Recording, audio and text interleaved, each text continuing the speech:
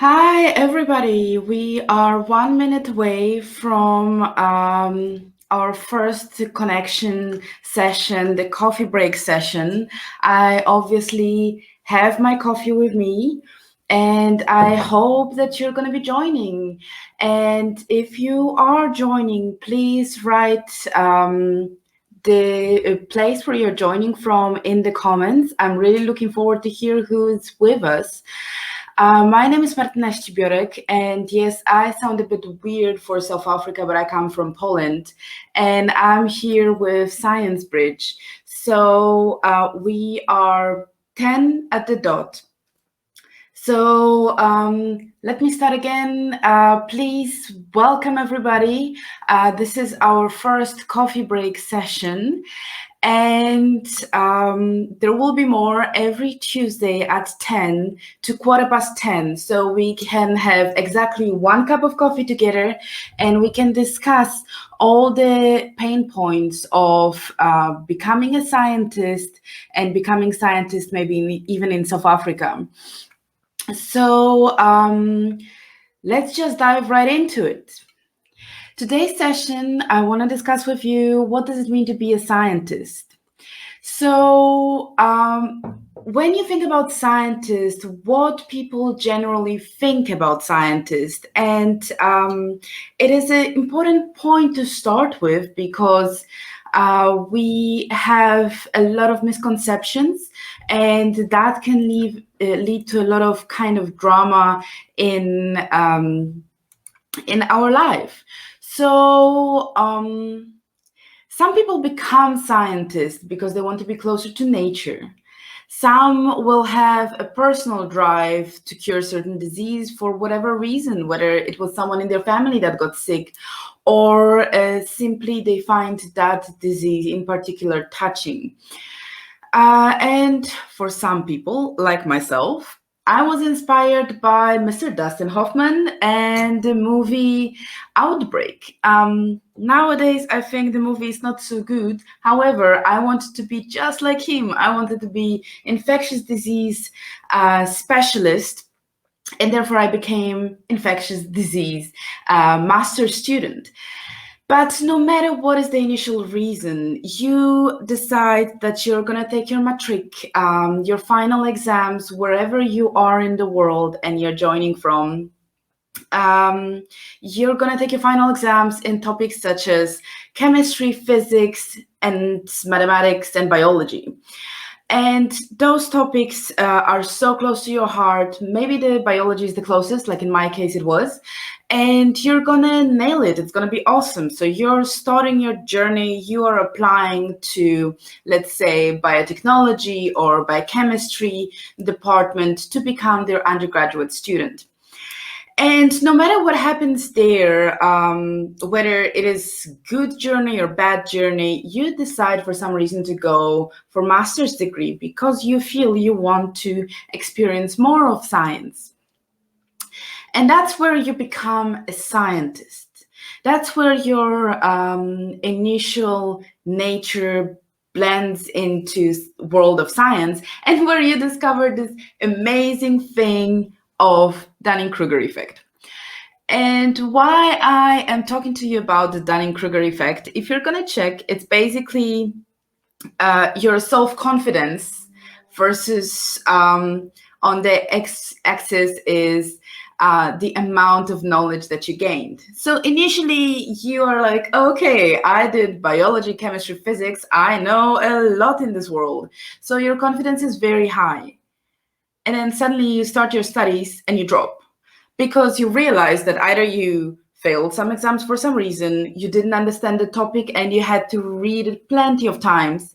Whatever it happened, you realize that there is much more to this world than you thought you knew. So you have to learn more and more and more. And that's where you become scientist, when you're actually, your amount of knowledge is slowly growing and you're slowly regaining that self-confidence. That, in my opinion, is where you become a scientist. And that's a beautiful and difficult journey at the same time. And that journey, I would say, mostly happens on your postgraduate studies. So when you graduated with your bachelor degree, in some countries, you are told that this is sufficient to start your career, and it might be right.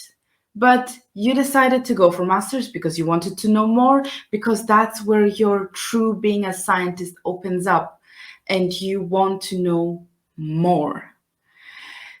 And you slowly gain that knowledge on your postgraduate degree.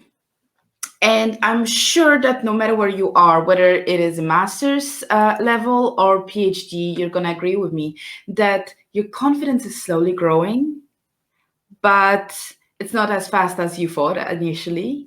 There is all the time something that you rediscover that you didn't know initially. And that's the beauty of this journey.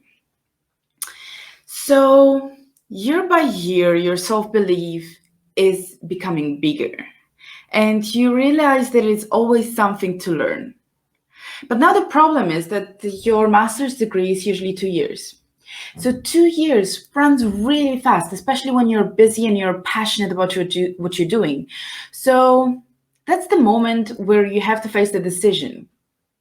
If you want to go for PhD degree. Now, there are different motivations to join the PhD degree, and that's where I really would like to focus on right now.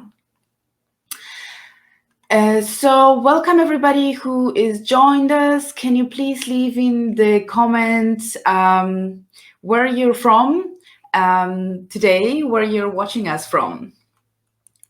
So let's go on to the PhD choice. Why people choose to pursue the PhD degree. And no, not everybody needs to pursue the PhD degree. Why I'm saying it is because just before I said that when you're on your master's degree, you are becoming already self-confident scientist. Now, for PhD degree, you need to realize that you need to have the deep understanding of science. You are already well trained in understanding of scientific literature, and all those skills you will learn during your master's training. Now, PhD is another type of training that prepares you for being independent scientist, which means that you're going to be left with much more responsibility that you were left on master's degree. And at the same time, not all the PhD degrees will be paid sufficiently enough. Not all the scholarships, will be paid sufficiently enough for all the job that you need to put in to get that PhD degree.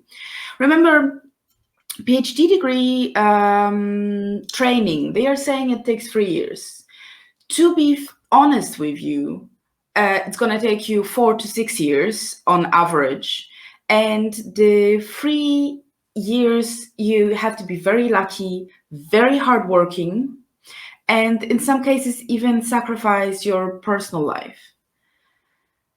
If it's worth it, only people who got their PhD degrees in 3 years' time will tell you why they did it. In my personal belief, I think that we are before 30s, we are in our 20s when we are doing PhDs usually, and I don't think it's worth self-sacrifice to get the degree. So now, I don't want to discourage you because PhD journey is very interesting journey. It's a lot of self-discovery that you are experiencing together with learning more about science. Obviously, you're going to be getting a project. The project that you're become a master of. You're going to be the most knowledgeable person on that topic. And that's amazing to realize.